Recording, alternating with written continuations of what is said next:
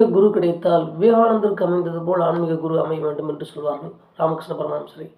விவேகானந்தருடைய ஜாதகத்தில் அப்படி அவ்வளவு நல்ல குரு அமைவதற்குரிய யோகத்தை பார்த்தோம் என்றால், தனுசு லக்னத்தில் பிறந்த விவேகானந்தர் 1, 5, 9, 12 ஆகிய வீடுகள் அதன் அதிபதிகள் நல்ல தொடர்போடு அமைந்திருந்தால் நல்ல ஆன்மீக குரு கிடைப்பார்கள்.